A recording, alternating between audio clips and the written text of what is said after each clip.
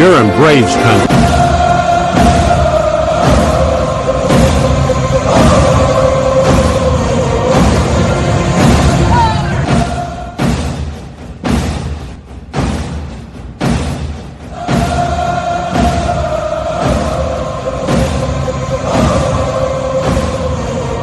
Good Monday. Good riddance to that weekend. Good Lord Almighty. Jeez Louise. That was a rough one.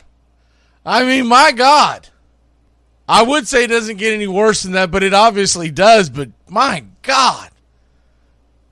Not only did we get swept by the Marlins, who, let's be honest, are about an average baseball team. I won't call them below average. You know, look, they're right there in the wild card race. And if they were to get hot, I could see them getting out of the first round. But good night, Irene, to not even put up a fight. For those who might have missed it, Friday, we lose the game 9-6. That was a game that kind of went back and forth, and then the bullpen really imploded. And I still say, I'm not putting this on Brad Hand, who ends up giving up the double down the line in the, what was that, the 8th inning, I believe? 7th inning. I still put this on the management, and I'm not necessarily going to throw it all on Snitker, because we are not privy to what all goes on behind closed doors, no matter what social media may tell you. But I put it on the management in general because during the game, during the broadcast, and we're talking about, it was shortly before Stallings ripped the ball down the line. A pitch or two maybe. I bring up the fact that he was 3 for 4 lifetime versus Brad Hand. And I don't know, man. Hand doesn't seem to have it tonight. He's really more of a left-handed specialist no matter what Snitker will try to tell you. He's going to give you a lot of coach speak to save everybody's feelings. Brad Hand, if you look at him in today's, what he has today, what he has left in the tank, he is a left-handed specialist. And he is a guy that, I mean, he's a soft tosser. I'm going to give you just one stat, and this is the only stat you need to know. Well, 2 stats. Versus left-handed batters, Brad Hand's pretty darn good. He's got a 194 average against and a 529 OPS, which tells you that even when they're getting hits off a hand from the left side, it's not going very far. Versus righties. This is the entire season. This isn't just since he came to Atlanta. This is entire season.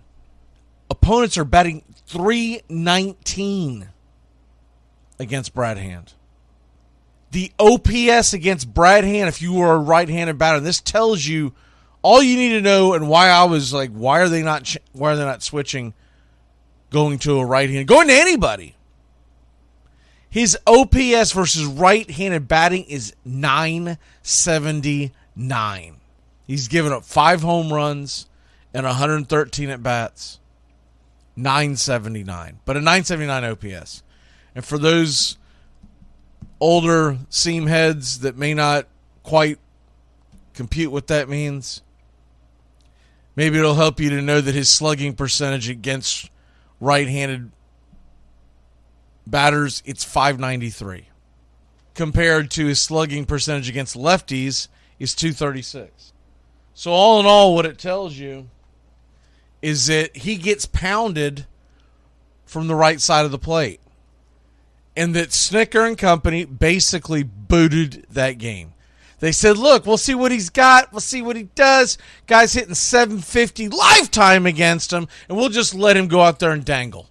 So to blame Brad Hand, to say the bullpen is bad, it's not. It's the management of the bullpen. These guys can pitch. But you can't have those kinds of, I don't care if they have sewn up the NL East. First of all, we don't have home field advantage throughout the playoffs. So that's number one. Number two, you don't just go out there and half-ass an effort to win. If you're not going to go out there and try to win, then Brad Hand should have never been in the game. Because, in case you missed this little nugget, Dylan Lee went to the 60-day IL. And they were well aware of this at the time. Well aware of it. So with that being said, we have a depleted left-hand side of the bullpen. We've got, look, we'll get into it in a second, but we've got, all in all, we're going to be okay bullpen-wise, but I was very disappointed in the way they handled that game. All right, let's go to Saturday's game. So we brought the Friday and Saturday game to you. And that game fell apart at the seams. First of all, Jared Schuster, bye-bye. Some of the idiot fans, I mean, when you talk about fans that are just flat-out idiots, I saw things like, we should DFA him. Do you understand? Well, actually, you probably don't if you're making those kinds of comments. Do you understand that we have an entire farm system that we have to fill day in and day out? You don't DFA Jared Schuster, you chuckleheads. But I'm done watching him for this year. Let him go to develop down low. Keep him stretched out because you never know if you get in a real bind. You may have to be forced into, but other than being forced into using Jared Schuster, I really don't want to see him. Jared Schuster, he's a starter who's getting pounded like hand does from the right side of the plate. 3 innings, 6 hits, 4 earned runs. The error by Riley didn't help. But let's just call Jared Schuster what he is. He is a lower-end prospect. He's got a 5.64 ERA. He only had 2 strikeouts in those 3 innings, and he walked 2. He doesn't overwhelm anybody. When he actually has that change going, it is a good change. And if I'm Schuster going forward, I develop that pitch off of my fastball, and then all in all, he needs to develop one more third pitch that he can go to regularly that hits the strike zone. Considering that he's a lefty, and you're talking about doing a fastball and a change, I would suggest the slider. But whatever he feels, whatever he can get, and you might be able to get something out of him as early as next year. When you watch Schuster, and I know a lot of folks don't watch him intently like some of us do, but when you watch Schuster, when his change drops in, it's devastating because it is coming straight off that fastball, and it almost goes in. It almost has a little bit of it's almost a 2-seam change because it dives out. But he's just got to get more consistent. Anyways, he gets pounded. Jackson Stevens came in and once again looked pretty darn good. But they had him out there way too damn long. I think they're trying to stretch him out to use him in starts down the stretch. And I get that part of it. But, man, he was laboring at the end. He got out of it, but he was laboring at the end. And then Yates got so all up in his feels because of a missed strike called. And it was a big call. Home plate umpire Adrian Johnson absolutely missed the call. There's no disputing that. But Yates is not a rookie. Yates has been in this league too damn long to let that affect him. But you could tell it visibly affected him. He ends up walking the guy. So at the time it was a 1-0 count. If he gets the call, and when I say it hit the zone, if y'all missed it, it was literally in the bottom part of the zone, left-hand side, and well within the zone. Not one of those, kind of hit it. No. The entire ball was in the zone. Adrian Johnson blew it. Adrian Johnson, all in all, called a pretty good game, but I've seen him do this before where he just flat-out misses a call. And they're mind-boggling. Because all in all, he'll call a decent game, but he'll just have these just egregious errors. My guess is, because I'm hoping he's paying attention, my guess is that it's not that he's not paying attention, that he's setting up behind home plate poorly from time to time, and that's what cost him. Because it's the only excuse. But it was a left-handed batter. It was in the zone. He looked like he was set up okay, but without getting the view from behind, it would be hard for me to tell. But anyways, blew the call. But Yates ends up walking the batter several pitches later and was still fuming, cursing up a storm on the mound. And you could tell he lost his composure. And that unraveled to what ends up being the first of 2 grand slams by Jazz Chisholm over the weekend. That grand slam put the game out of reach. And that was in the 8th inning. That's what I had mixed up. Friday night, the 7th inning unraveled. Saturday afternoon, it was the 8th inning that unraveled. And everyone's going to hate on Yates, blah, blah, blah. Look, you're human. You're going to go out there and have bad games, but I still say it came back to that blown strike call. He couldn't let it go, and then once you walk and then you give up, next thing you know, you got ducks all over the pond. I mean, he ended up walking 2 batters in that inning, and I do believe it was a strong possibility that he was still letting that one bad call unravel him. But Yates has to wear that. Yates has been pretty good down the stretch. He's had some ups and downs, but all in all, he's been pretty darn good. And what you hope is this gets these guys motivated and they regroup for the long stretch. Yesterday's game, it's not even worth going over, to be perfectly honest with you. It was an absolute dumpster fire. Braves on Sunday lost 16-2, and Charlie Morton got the start. But another grand salami given up, and to Jazz Chisholm once again. And Jazz Chisholm, and did he have a damn series on us, didn't he? 2 grand slams, back-to-back games. But the short of it is Marlins just absolutely peppered the Braves pitching. Atlanta, if you missed it, they went 4 2/3 with Charlie Morton giving up 6 runs. The Braves' offense was lifeless. And we hope that Acuna's okay going forward, but they took the precaution, and rightfully so, to not start him or not play Ronald Acuna Jr. in Saturday and Sunday's game, because if you missed it on Friday, he came out towards the end of the ball game after an at bat. They were calling it cramps. You do wonder if it really was cramps, because you would think if it was just cramps, he would have been out Saturday and he would have pinch hit Sunday. DH Sunday.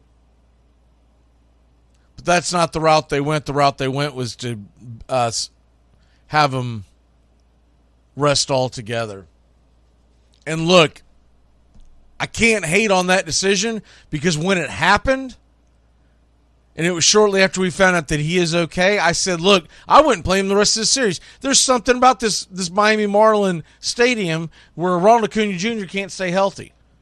That's exactly where he tore his ACL in 2021. He's had some other bumps and bruises. Normally it's because the Miami pitching's throwing inside and hitting him. But with Acuna being out, does that lineup look different with Acuna out? Good Lord. I mean, they tried everything. None of it worked. But the only good spot that came out over the weekend, and by the way, after Morton came in 4 2/3, for folks who may have missed it because you might have just gotten disgusted, started watching football or whatever, Derek Rodriguez came in. He got pounded, and he was out there to take one for the team. He 2 innings, 8 runs, all of them earned, 7 hits. I mean, he was literally out there to take one for the team. And if you don't think it's true, Nicky Lopez came in and pitched an inning and a third to close the game out. Here's a funny statistic. Nicky Lopez, with his inning and a third, giving up 2 earned runs, has a 7.71 ERA. His 7.71 ERA is almost exactly half of what Derek Rodriguez is. Rodriguez's ERA is now 15.19. Oof. That was a painful outing for Rodriguez. It's going to make him look terrible if he goes out to free agency this year. It's just an absolute dumpster fire. I'm sure he'll be able to go back and point to folks and say, look, this is what happened, blah, blah, blah. Here's what made it worse. I didn't even know this about Derek until I started doing some pregame prep. Derek went to high school from right down the road in Miami Gardens, Florida. Oh, man, is that brutal. So he probably had family in the stands, the whole 9 yards. That is just rough. Anyways, sweep that crap away. Let's get rid of that. We had to go over the weekend that was, because it brings us to this week. And you can literally flush that game down the toilet. You could literally just say, to heck with it. But you do have to take a couple of things away from this. A, I do believe that they were literally sleepwalking this weekend. They did this last year, and if you follow me on social media, you'll know I said it yesterday during the game. We didn't do the game, but I was still watching it. This is exactly how the Atlanta Braves played right after they clinched the division last year in the series that they played right after they actually clinched. The only difference is the series that we clinched last year was the last series of the season. So the next series we played with like a hangover and just, I mean, let's call it what it is, a bunch of slap-ass baseball. Last year, the next series that they played was in the playoffs, and they absolutely spit the bit. Let's hope we're getting this out of the way. Let's hope they're going to get remotivated, rejuvenated. They're coming home against Philadelphia. I would say one thing. I don't want the Braves to turn the let's get home field into this big thing, because they evidently just fall flat right after they make it a big thing. So just let them go out there and play. Let the chips fall where they may, and then let's get ready for October. October baseball. If you're looking at the pitching matchups for this weekend, we're going to get into that here in 1 second because we're going to take a real quick break. We come back, pitching matchups, and what you can expect from this 3-game series. 3 games, a quick 3-game series. You got a Monday night, Tuesday night, and Wednesday afternoon game. We'll bring them all to you right here on Braves Country HD. But a quick turnaround, and then we head back out on the road to go to Washington. It's a little strange in the way they did the scheduling, but we'll get into that in a second. Let's take a really quick break because we got a steep hill to climb when we look at trying to win this series. And this series is going to be more fun than anything else. Let's see if we can win. The Phillies are the same boat. The Phillies are going to the playoffs. They have a healthy lead in the wild card. We'll get into that here in 1 second. But Braves Phillies will be back in a flash to look at that series to try to let's get things going the right direction, Braves. Good night, Irene. It's the best in sports and entertainment, and get locked in and locked down with Rhino Radio Penitentiary, 7 a.m. to 10 a.m. with your host, me, Ryan O'Neal, each and every morning, right here with the best in sports and entertainment, all the way from professional sports to college sports to River Dragons hockey and everything in between, including some of the very best local and national guests. It's the Rhino Radio Penitentiary, 7 a.m. to 10 a.m. Monday through Fridays, right here on 99.1 FM WQEE. Are you looking for a reliable dental practice that not only cares about your teeth, but is friendly to work with? How about one that offers great deals and new patient promotions? Well, your search is over. Most Valuable Smiles in downtown Eatonton, Georgia is committed to giving you the biggest and brightest smile. Right now, get a $99 new patient special including x-rays and exam. Maybe you're looking for veneers. Most Valuable Smiles Veneer Special includes 1 free veneer with every 5 purchased. Or get that bright white smile you've always wanted by taking advantage of an exclusive $100 off Zoom whitening treatment when you book today. And don't forget that 2022 is almost over. That means most insurance policies will reset by the new year, and to avoid losing that extra money, you need to use it or lose it. Book an appointment today with Most Valuable Smiles in downtown Eatonton to lock in these exclusive deals. Call 706-623-0318 or visit mostvaluablesmiles.com. Hey, Braves Country! Braves Country HD is bringing you Braves Country Baseball. Braves Country comes to you every Tuesday night and Friday night, and 2 bonus games every week. Hi, I'm Mac McGee, and we'll be bringing you play-by-play, pitch-by-pitch of your Atlanta Braves. It's free to listen. Please like and subscribe. YouTube.com/@Braves Country. Braves Country Baseball, for the fans, by the fans. Here's good news. There's still a need for hundreds of thousands of cybersecurity professionals in the U.S. right now. And My Computer Career is training people to help meet the demand. No IT experience? No problem. Take the free career evaluation today. Start your new life as an IT pro in as little as 4 months. Grants covering up to 53% of the cost are available to those who qualify. It's not rocket science. It's mycomputercareer.edu. Enjoy sun-drenched days, epic stays, and plenty of room to roam in Greater Fort Lauderdale. Our hotels, attractions, and restaurants have taken the Visit Lauderdale's Safe and Clean pledge, so you can relax and explore with confidence. When you're ready for that well-deserved staycation, our 23 miles of golden beaches await. Find wide-open spaces to hike, bike, kayak, and paddleboard. Visit your favorite attractions, then dine out in style in dining rooms or al fresco on waterfront patios. Learn more at sunny.org. Braves Country today. We're talking Southern sports. We go live 3 to 5 weekdays right here on WQEE. Braves Country today. Southern sports talk with the voice of Braves Country baseball, Mac McGee. Joined every day from sports analysts from all over Braves Country, talking college football, the NFL, Major League Baseball, and what's trending in the world of sports. Braves Country today. We go live 3 to 5 weekdays right here on WQEE. It all starts with just one thing. When recycling, rinse out jars and cans, and avoid recycling waxed paper or paper soiled with food. This will reduce recycling contamination. Find tips and more at onethingus.com. What's your one thing? You're in Braves Country.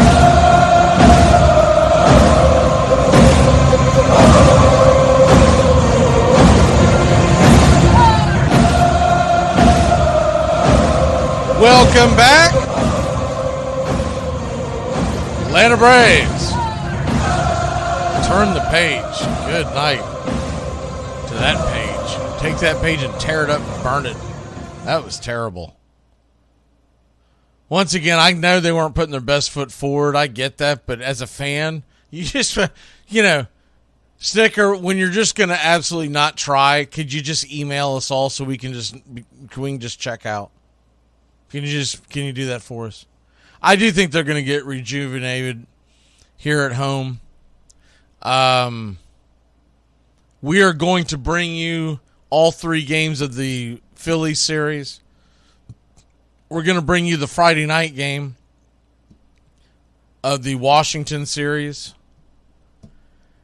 And then we're going to do what the Braves did last weekend. We're going to take the weekend off. There's a couple of things that we're trying to get done.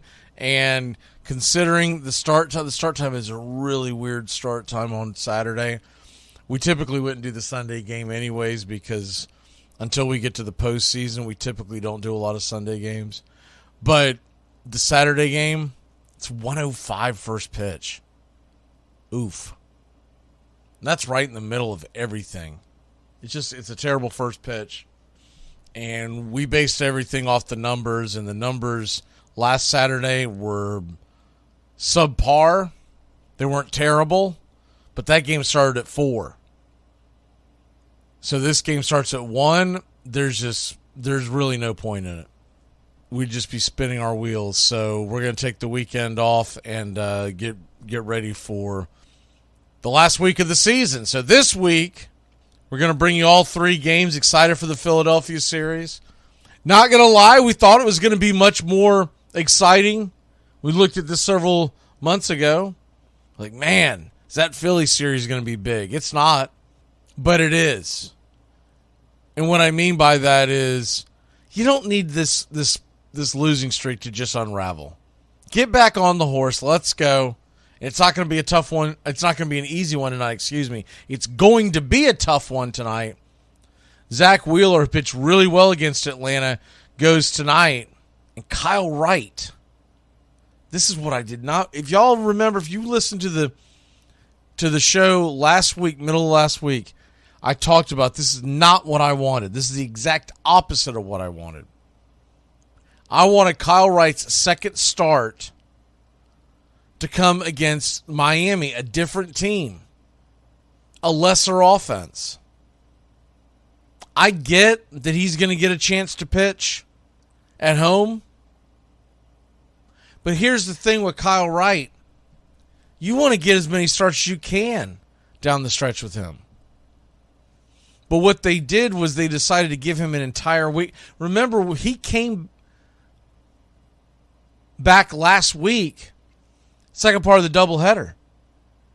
So this is the whole rust versus rest thing. So he went an entire week, and now he goes again tonight against the same offense. And I don't think it's fair to Kyle Wright.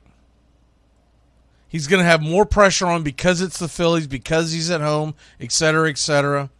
No matter how you look at it, you can spin it any way you want. Poor judgment to start him tonight. It just is. His first game against Philadelphia, his first game back. 3 innings, 6 earned runs. I mean, he got absolutely obliterated. And I expect him to pitch better tonight, but that's not really the point. The point is he deserved an opportunity to pitch this weekend. Let Schuster go out there and get bombed. Right? Anyways, this is what we have, and this is an important start for Kyle Wright because it's only his second start.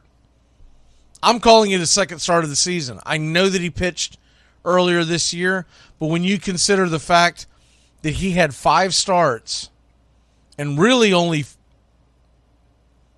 he had 2 normal starts. His first outing, the beginning of the year against Cincinnati, he went 3 innings, 4 runs. They yanked him. He pitched deep into the game versus Kansas City and Houston, giving up 2 runs and 4 runs respectively. Then he pitched against Miami back in April and gave up 3, went 3, gave up no earned runs, but it was a short outing. And then his next start against Miami, that was his last start of the first part of the season. He went 2 innings, 3 earned runs, and this is when they pulled him, and they said the shoulder inflammation, and at the time we were hoping it was a short stint. I really thought it was just to get him right, to get him reset. Next thing you know, they're shutting him down. So he goes 3 innings, 6 earned runs tonight. This is an important start, a very important start for Kyle Wright. May not be an important series per se for the Atlanta Braves in the big picture, but it's a very important start because the last thing you want to do is have a bad start. The next start I would think would be this weekend. I would hope they would not wait another damn week for him to pitch again. Because if you pitch him this weekend, then you can pitch him again later on. They're going to screw this up because I can already read the tea leaves. But what Atlanta should be doing is they should be starting their big guns the final weekend of the season, giving them rest, but not rust heading into the first week of the season, the first playoff series that they'll be involved in. If they set it up where the final week of the season, the 3-game series against Washington in Atlanta, if they set it up where the Friday night game is Max Fried, the Saturday night game is Strider, And the Sunday game is, we'll say Charlie Morton at this point. Then you would have it set up where your first three starters would get just over a week of rest. And it's not that much rest. The only other way to do it, and they could do it this way, we've seen a lot of teams do it in the past, I don't love the idea, is that they end up pitching on a normal scale and the next weekend they all pitch a couple of innings just to stay loose. But I don't love it that way. I'd rather them go out there and throw 5-6 innings their last start, and let's keep everything rolling. But tonight, Wheeler, who pitches well against the Braves, he pitched well last time. He didn't pitch well enough to win. That was the start against Max Fried, but he really pitches well against Atlanta. So that's what we have tonight. Tomorrow night's game, and do want to mention this. Tomorrow night's game, 7:20 first pitch. It's going to be Spencer Strider versus Christopher Sanchez. We're doing something special tomorrow night on Braves Country. We're going to be bringing in a Philadelphia guy who does Phillies and a bunch of other games. His name's JJ, and JJ is going to come in and help us, much like Tones has done in the past. JJ is going to come in and help us do the game. We're going to do this a little different. What we're going to do is during the Philadelphia offensive innings, he is going to give you the play-by-play. I'm going to give you the color commentary. On the Braves offensive innings, the exact opposite. And it should be a lot of fun. Hope you enjoy it. I think it's going to be a lot of fun. First time that we've done this with JJ, but we're looking forward to it. He's looking forward to it. And we hope everybody welcomes him in, because this could be something really fun that we could do. Who knows? We could be doing this come October. These two teams could square up. But Sanchez versus Strider, I'm leaning the Braves in that one, but Sanchez is a pretty darn good pitcher. And we got to him eventually, but he went through the lineup a couple of times. It was the bottom half of the second time going through that the Braves got to Sanchez. But don't get me wrong, I like the Braves' chances in this game. You lean Braves with Strider on the mound at home against anybody, but that's going to be a fun one. And then Wednesday is a day game, and it's going to be Bryce Elder versus Aaron Nola. And we all know how the Braves play in day games in the middle of the week. What this should be is a high-scoring affair with the Braves getting the best of the Phillies because Nola's been terrible. He's got a 4.62 ERA this year. But what it should be and what it is usually not the same, because Nola has had our number in the past. Now, we've gotten to him this year, but he has had our number in the past. He doesn't appear to be the same pitcher that he was. But we thought that last year, and he started getting really hot. It was late August, early September last year. So that's a coin flip with Elder on the mound. Elder's not a guy that throws a lot of swing and miss pitches.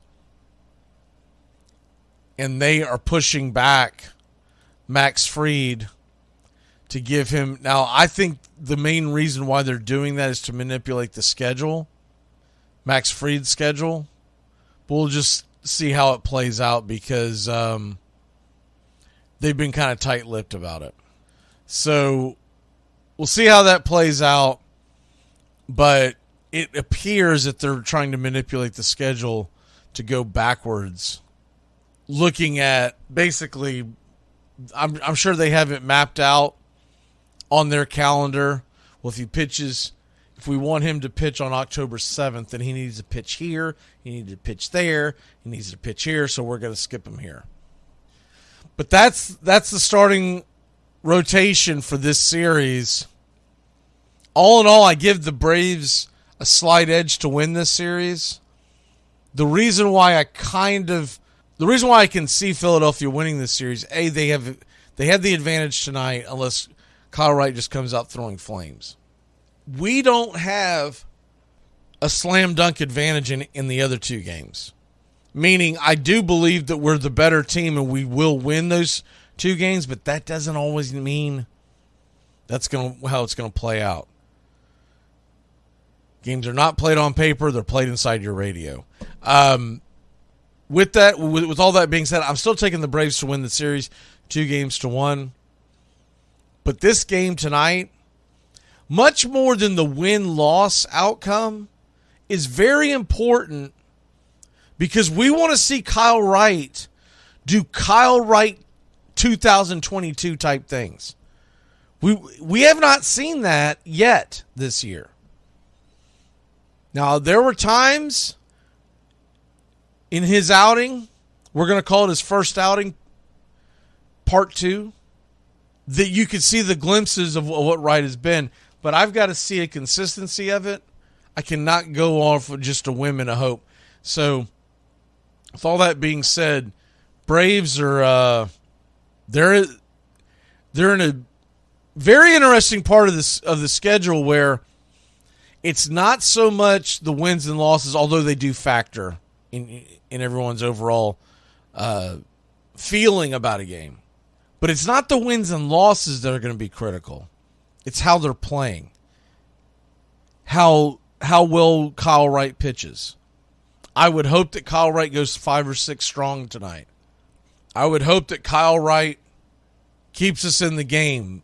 Bare minimum throws a quality start, meaning 6 innings, 3 earned or less. But as this starts to unfold, and we go through this series, and I want to see the Braves bats wake back up, and they should be a little better with the lineup coming back to what we would call pretty close to normal tonight. But all in all, for people who are telling you the sky is falling, we still got the best damn record in baseball. And we are, look, overall, if you want to throw the magic number junk out for a second, it's gotten a little tighter, right? But if you want to throw all that out and just look at what are the Braves' what's their actual lead? We have a 3-game advantage in the loss column on Baltimore, but we do have the tiebreaker. So you can call it 4, because Baltimore would have to catch us and pass us. We have a 4-game lead in the loss column on the Dodgers, but once again, we won that season series, so you can call that 5. 5 with 2 weeks to go. And then the only other team that's in the conversation, the Tampa Bay Rays, we have a 6-game lead on them, but it's really 7. Because we have the tie. So we have the tiebreaker on all 3 teams that are in the hunt, so to speak. Now, what ended up happening with the Baltimore-Tampa series, Tampa took the first 2 games, and then, man, Baltimore woke back up and swatted them back. So they now have a 2-game lead on Tampa. So it's looking more and more like Baltimore's going to end up winning the division. So that's really the team that you're really focusing on if you're scoreboard watching. Orioles and then Dodgers. We're going to take a really quick break. When we come back, we're going to take a look at a couple of the moves that were made and some good news-ish when we come back on one of the guys that helped us win the World Series in 2021. He's back. We'll be back in a flash here on Braves Country.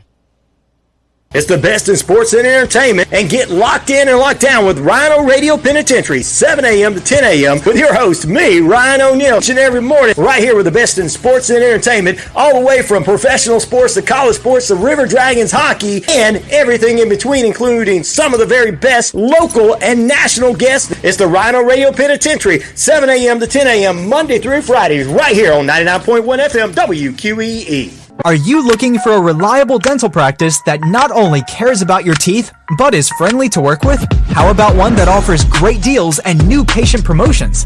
Well, your search is over. Most Valuable Smiles in downtown Eatonton, Georgia is committed to giving you the biggest and brightest smile. Right now, get a $99 new patient special including x-rays and exam. Maybe you're looking for veneers. Most Valuable Smiles veneer special includes one free veneer with every 5 purchased. Or get that bright white smile you've always wanted by taking advantage of an exclusive $100 off Zoom whitening treatment when you book today. And don't forget that 2022 is almost over. That means most insurance policies will reset by the new year, and to avoid losing that extra money, you need to use it or lose it.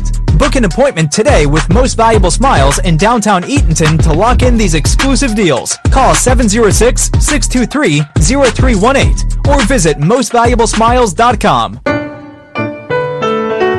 Hey, Braves Country! Braves Country HD is bringing you Braves Country Baseball. Braves Country comes to you every Tuesday night and Friday night, and 2 bonus games every week. Hi, I'm Mac McGee, and we'll be bringing you play-by-play, pitch-by-pitch of your Atlanta Braves. It's free to listen. Please like and subscribe. YouTube.com/@Braves Country. Braves Country Baseball, for the fans, by the fans. Hey, sports fans, it's Rod Peterson here, host of The Rod Peterson Show, inviting you to join us daily for 2 hours of Atlanta's funnest sports talk right here on WQEE. I say fun because it is. You've never heard a show like it because we make the listeners a part of the show every day between noon and 2 p.m. Eastern. You'll hear plenty of the best sports talk, including the latest on the Falcons, the Braves, and more. And who knows, you might even hear you. That's The Rod Peterson Show, daily at noon, right here on WQEE 99.1 FM. Started training mixed martial arts, MMA, some people call it UFC. You do UFC? UFC is an organization. MMA, mixed martial arts, is a sport. That's like saying you do NBA, you know? You do Golden State Warrior. Anyway. You're in Braves country.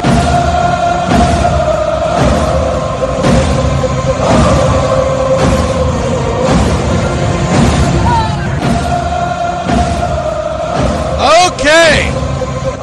Some moving and shaking in Braves country. A lot of stuff went down. Some stuff you may or may not have missed. Nick Anderson scheduled to begin a rehab assignment.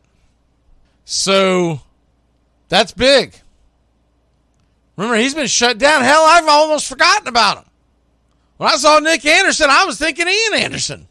So Nick Anderson is back. Ish. We'll see. We'll see what happens. We will see what happens. But if Nick Anderson, and remember Jesse Chavez is in the middle of his rehabilitation. I haven't heard anything bad. They've been tight-lipped on all of it, but you got Jesse Chavez.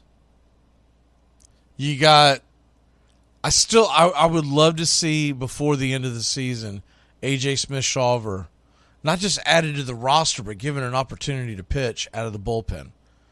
We've already seen what he can do in the starting lineup, but he's been being used as a bullpen piece for the last several weeks down on the farm for the idea that you could use him come playoff time. And if you could add him, look, what it looks like right now, to be honest with you, is that we're going to be hurting when it comes from the left side of the plate.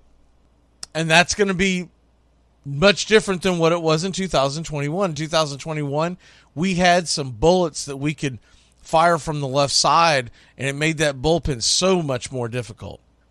Just hasn't worked out.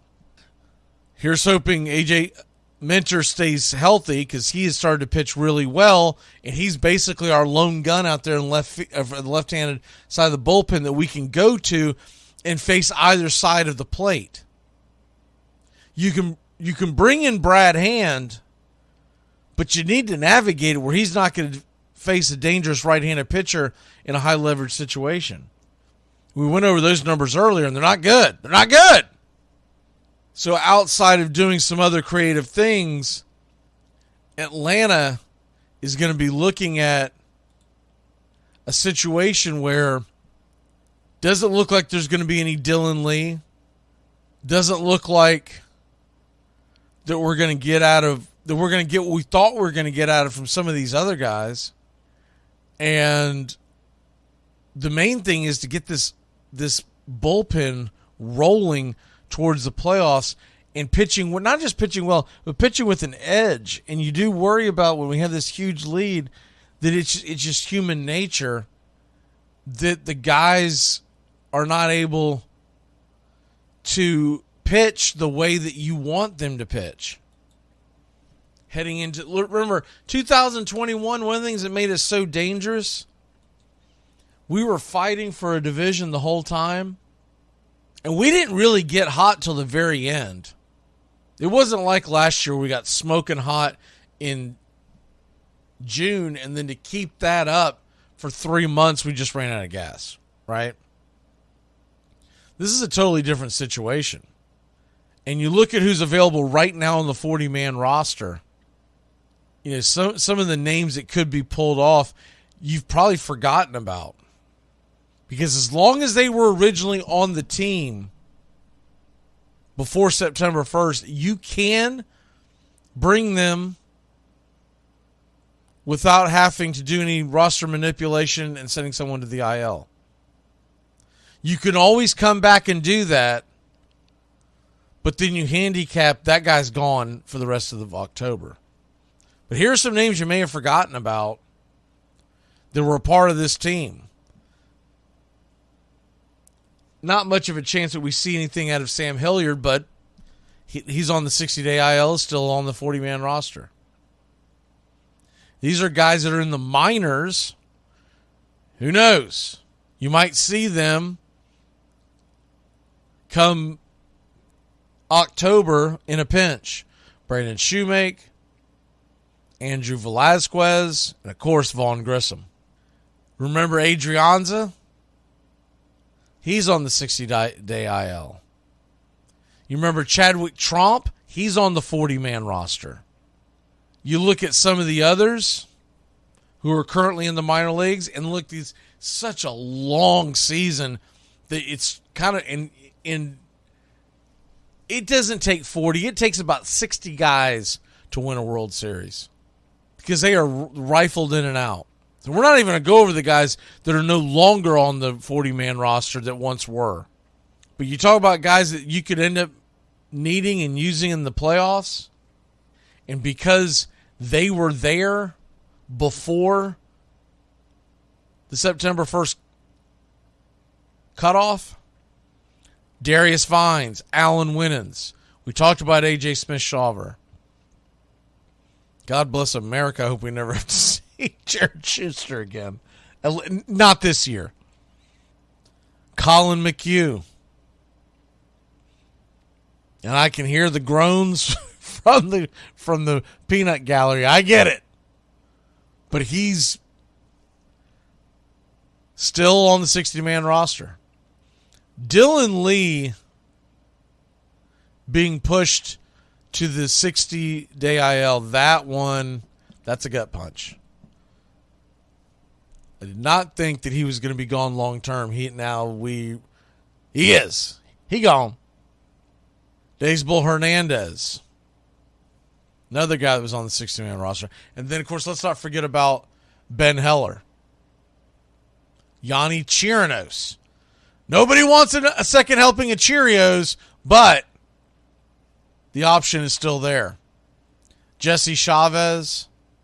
I mean, we haven't heard anything about Colby Allard in the Blue Moon, but he is still on the 60-man roster. Or 40-man roster, excuse me. And, of course, Nick Anderson. Nick Anderson, if he can come back. And I remember when the injury happened, they talked about him coming back at this very time of the year. But it was so far off. In the back of my mind, what I was thinking is I would start hearing about him by end of August, early September. I did not think that we were going to start hearing about him now, just 2 weeks away from the end of the season. So they really waited till the last dog was dead to go out there and send him up. So now we're sitting here, man, oh man alive. But if Nick Anderson, Jesse Chavez, we can get these guys rolling. This bullpen's going to be pretty darn good, y'all. It's already one of the highest ranked bullpens in all of baseball, but it's going to be pretty good. No matter what folks try to tell you. If you can have Anderson pitching the way he was at the beginning of the season, I mean, we're talking about really, we're talking about having a 1-2 punch, heck, a 1-2-3 punch, but let's just call it Minter and Anderson as your lefty-righty 1-2 punch in the late innings with Iglesias closing. But let's not forget Joe Jimenez. Kirby Yates usually pitching pretty well. Joe Jimenez has electric stuff. He just, every once in a while, he'll go out there and he's getting too much of the plate. But, man, when he's on, he's on. Jimenez does not have the movement on that fastball to get that much of the plate. He needs to be inside, outside, up and down, right? And when he's doing that, and he did that for 2 months, he was absolutely phenomenal. So hopefully we get back to that. But if we can get these guys back and get, I guess my biggest thing is, can we get them back sometime to see 2 to 3 outings to get them ready for October? And I know you don't realistically have to do it that way because you're going to have that down week where you can throw simulated games. Still, there's nothing like the real thing. And the last thing I want is us to have a couple of guys come off the IL into our bullpen in the first series of October and the butterflies rattling around and the game is on the line. Now, the one thing about the Braves bullpen, it's been ranked near the top for a long time. A couple of bad outings here recently has actually knocked us down a notch or two. We are still top 10, but it's really getting towards more middle of the pack. But when you do things and realize they don't care that Nicky Lopez was on the mound. They don't care that Derek Rodriguez gave up 8 earned runs and he won't be a part of this year's plans in October. They go over the old 9 yards. So when you look at these bullpen rankings, you got to take it with a grain of salt. The rest of the teams that have gone up in front of us, they're all putting their best foot forward. So you have to take it with a grain of salt. I go by realistically, where were we when we were heading out of that Dodgers into the Phillies series, right? We got to the Phillies series where we were still putting our best foot forward. At that point, we were still top 5, but we have taken a nosedive because of the terrible weekend that was. That's not that big of a deal, but it's concerning for big picture, right? You worry about, all right, are we getting too complacent? So that's the only thing on that. Okay, we're running up on the short end of the stick when it comes to the time factor, so we got to get to getting. Braves, Phillies, Kyle Wright, Zach Wheeler, tonight. Give me my pick to click to be, oh, man alive, Zach Wheeler. I'm going to go a little bit out of the norm for tonight because the last time we saw Zach Wheeler, there were home runs by Acuna, by Olsen, by Ozuna. But you know who had a really good night that night? And granted, one of them was a late inning at bat. I get that. Give me Eddie Rosario. Eddie Rosario to click tonight. Let's start feeling like October baseball. Braves will win this one. Low-scoring affair. Take 5-2. I really think it's going to be a pitcher's duel. So give me Eddie to click, 5-2 the win. We're going to step aside, take a quick break. When we come back, Tones is stepping into the bullpen, and we are going to be talking the National Football League and a little bit of college football, as what a wild weekend that it was, as the NFL is still trying to get their early games out of the way. How about them Falcons? We'll be right back. You're in Braves country.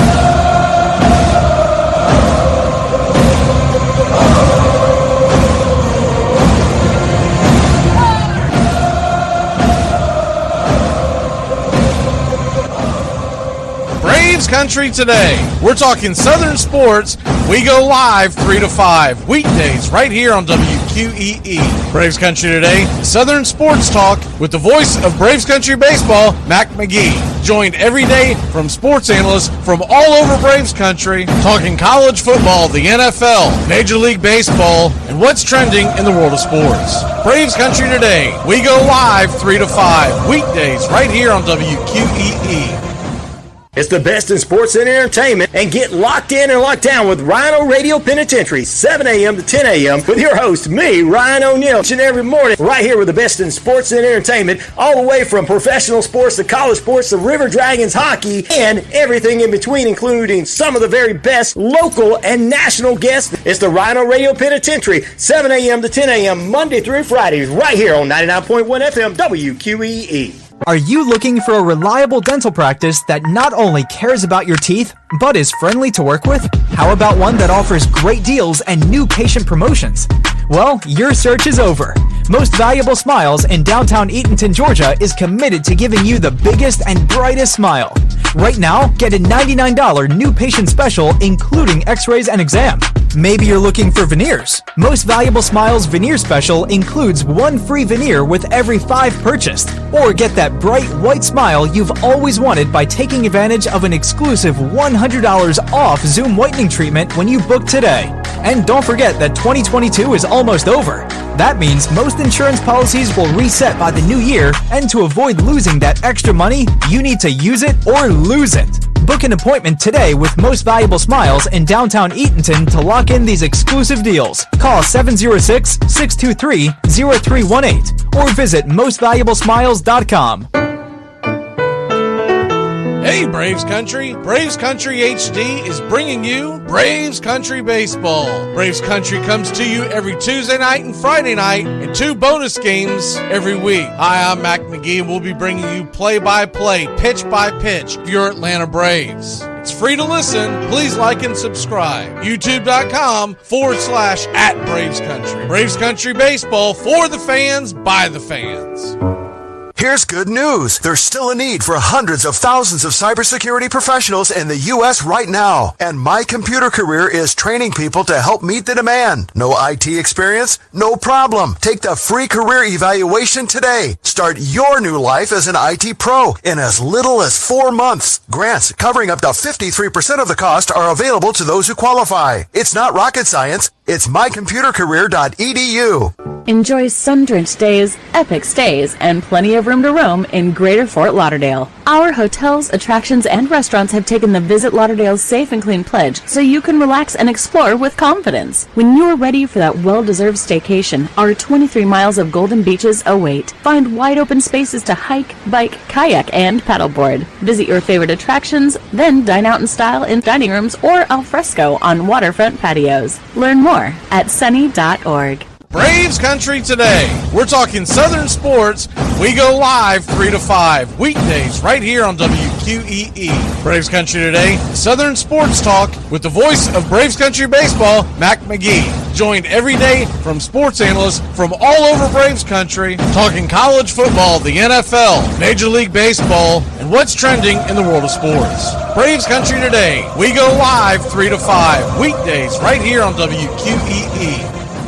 It all starts with just one thing. When recycling, rinse out jars and cans, and avoid recycling wax paper or paper soiled with food. This will reduce recycling contamination. Find tips and more at onethingus.com. What's your one thing? You're listening to WQEE 99.1 FM, The Key in Noonan, Georgia. Home of Braves Country with Mac McGee and the Armchair Quarterbacks, weekdays, 3 p.m. Eastern to 5 p.m. Eastern, right here on The Key and YouTube.com/Braves Country. Armchair. There's something kind of about a kid that's never played baseball. We have been hoodwinked, bamboozled, and flat out deceived. Why did you get so drunk? You got drunk. I'm just really exhausted. What's in that cup? I'm a Cokes. Do you have any idea how important this is? We're trying to save the pub. Really? This is what you're doing? Chief, what do you want to do tonight? The same thing we do every night. Try to take over the world. 106 miles to Chicago. We got a full tank of gas, half a pack of cigarettes. It's dark, and we're wearing sunglasses. Hit it. Armchair. YouTube Live. Radio station. The radio station you can call your own. Do you know what listeners like about our station? I like everything. It's always on my radio.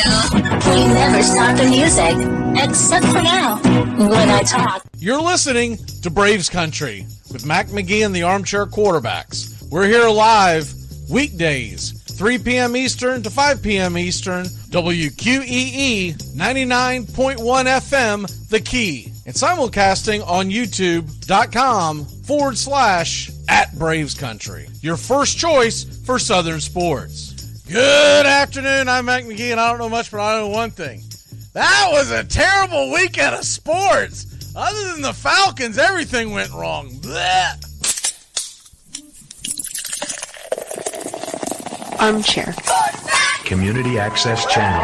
He's the armchair quarterback. He's full of beer and he's full of snacks. The all-American man with a cool one in his head. Hey, howdy, hi, and how the hell are you? Hope you are having a great Monday as we try to navigate through, I don't know what in the heck that was, a 3-game series of crap with the Marlins. I mean, the Braves absolutely they checked out. They didn't give their best effort. They didn't put their best foot forward.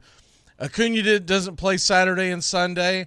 All kinds of stuff. I mean, the pitching we used yesterday, we definitely used a guy that they were planning on getting rid of as they DFA Derek Rodriguez. So we used him up. We closed the game out with having what's his name, Nicky Lopez pitching inning in third. By the way, breaking news: Mel Tucker has been fired by Michigan State. I'm telling you, that whole thing stinks. It smells when it's all unraveled. I cannot wait for the tell-all book in about a decade, because I think Mel Tucker got railroaded. At the end of the day, I've seen too many things on this where, long story short, a guy that was owed $81 million looks like he was being set up for them to get out of their deal. We'll see what happens, but they have not proven anything, and we'll see if Mel Tucker ends up getting some of that money back, because I think Michigan State realized they made a terrible decision in giving Mel Tucker a $95 million deal. They got 2 years into that deal and said, we got to find a way out of this. And it just seems like that they were looking for anything. And if you read all the articles, we talked about this before, but if you read all the articles that have been covering that situation, they had a lot of really long conversations for two parties who wanted nothing. Well, for one side of the party to want nothing to do with the other side of the party. I don't know about you, but I have never had 27 conversations with anybody averaging 30 minutes each conversation over about a month period. And if I did, back in the day, it would have been before text messages. It means that there would have been a mutual interest. I couldn't come back and goes, honey, I don't know what this girl's doing, why she's calling me so much. No. Why are you on the phone with her so much? That would be the question. So, anyways, we move on. The Dolphins squeaked by the Patriots. That by the way, that was a terrible call by the referees. Now I don't think that the Dolphins end up losing that game. But let's be honest, there was not enough to overturn that replay. I mean, that was an absolute abomination, and it makes you wonder what's going on there, because it was originally called a first down. They replay it. There's no way that you have enough evidence from what was shown in that video to say he definitely didn't get the first down. It's impossible. Any other time, 99 times out of 100 or more, probably 105 times out of 100, they always say not enough evidence to overturn but they overturned it. So something stinks there. Something is just, it's fishy. All puns intended. But I do think the better team won. Don't get me wrong. But you hate to see a game end like that because it puts an ultra stink onto what was week 2 of the NFL. Week 2 of the NFL was just as bad as week 1 of the NFL, and Tones will be joining us here in the bullpen here in a second. I just got a alert from him, so he should be in the next couple of minutes, and we'll get his takes on his Buccaneers got a much needed win. The Justin Fields error is becoming evident as that interception he threw. Woo! To lose them the game. Now I don't know if he goes down the field anyways, but that was awful. That was Zach Wilson year 1 awful. A lot of things going on in the world of sports. We'll get into the lineups of the Braves and Phillies. Get into detail of that just before first pitch. Braves Phillies right here. Braves Country HG 720 first pitch. The Phillies lineup is out, by the way. And real quick, won't go over the whole thing because it's basically rinse and repeat. It's essentially the same lineup that we've seen many a times. You got Marsh in left field, Rojas in center field, and all the other characters remain the same. Schwarber is the designated hitter tonight. Looks like Tones is in, so we'll wait for him for me to see him because he might be running around trying to get himself situated. Once he pops on, we'll jump on with him. But go ahead and knock out the armchair top 10. So here we go. This is the top 10 teams in the land, the real top 10. None of that phony mailing kind of junk where you get your assistant to do it for you. This is the armchair top 10. Here we go. Not over yet! And the armchair top 10 reads like this. First of all, here we go. Here's Tones coming into the picture. Tones, how are you, sir? Good, brother. An honor to be here on a Victory Monday. Excited to talk the game we love, baseball and football. Yes, sir. We got Falcons winning a big one, a heart-stopping one of that. I'm going to hit the armchair top 10, and then we'll dive into the National Football League. Here we go, the armchair top 10, college football of the land. We're doing this every Monday. We're doing the armchair top 10 on Tuesday. After the NFL finishes, obviously, I'll be giving my Power 5 for the National Football League. All right, and these aren't based on anything other than this is what I see and this is what we've seen so far. And you can't tell me this over this because I'm going off of – I know what the real AP Top 25 is. I get that.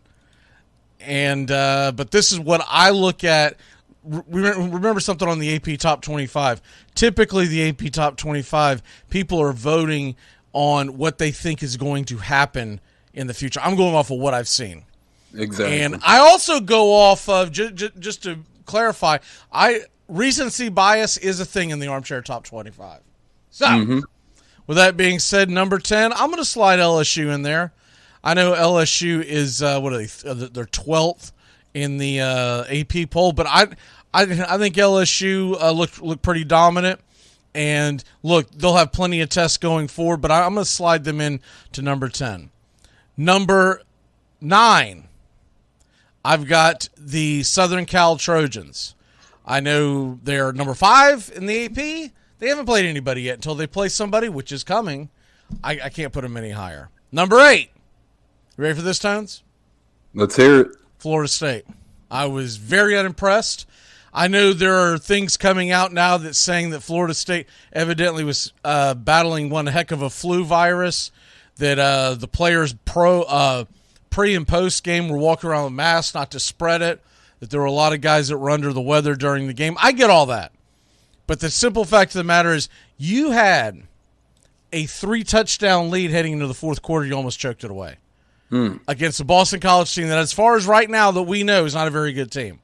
I think Boston College played with a lot of spunk, and I was impressed with some of the things that they did. I think that quarterback could be a raw.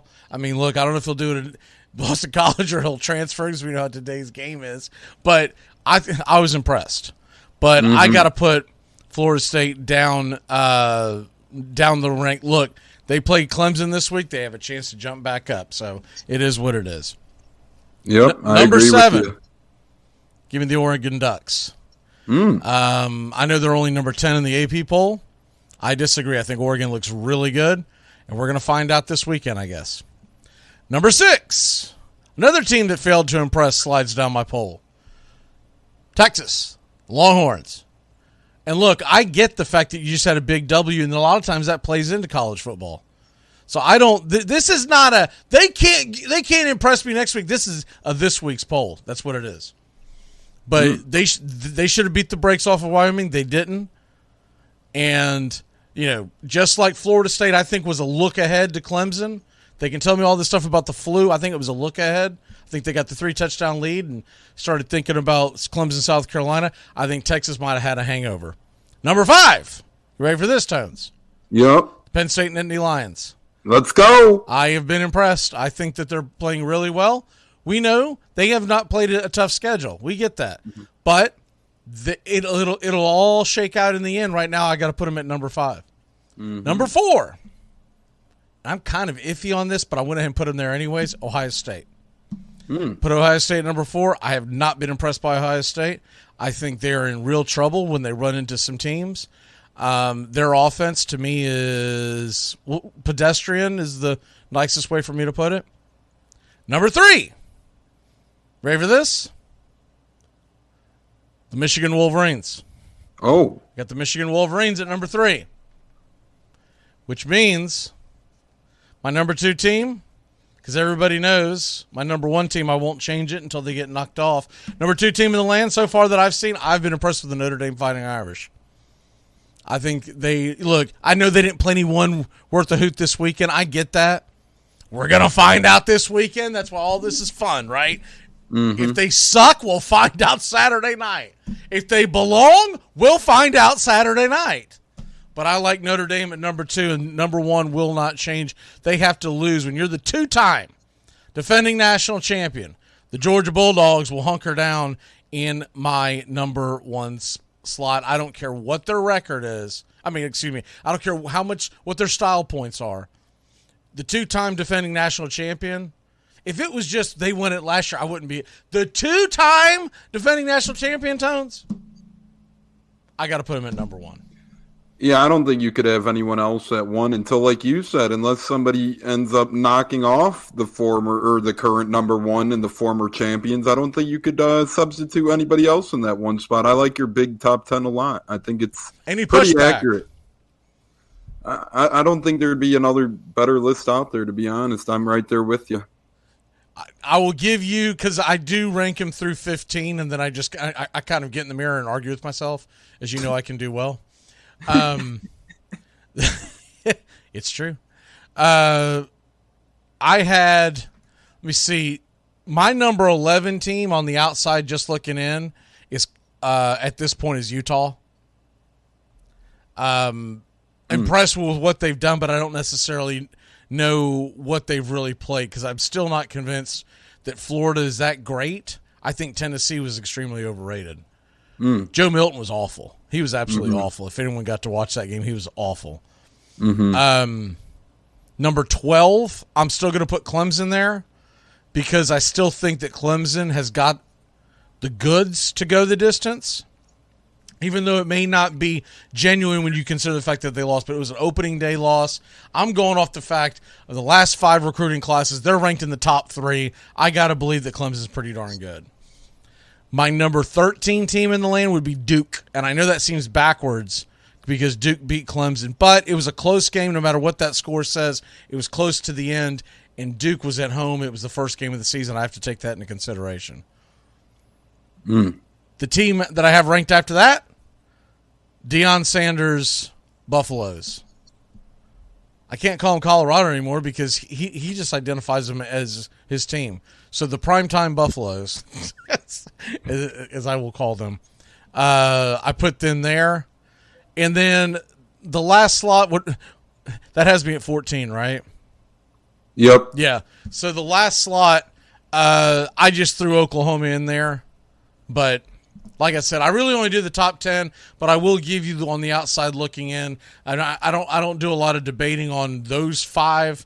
I just give you an idea of who missed it and what I'm thinking. Oklahoma's been impressive, but who has Oklahoma played, right? Exactly. So that's, I agree with you. And I hate using that because realistically, at the end of the season, we'll know who we all played, and right now it's a big guessing game. This isn't professional sports, but that's just where I sit at as far as the way I look at it.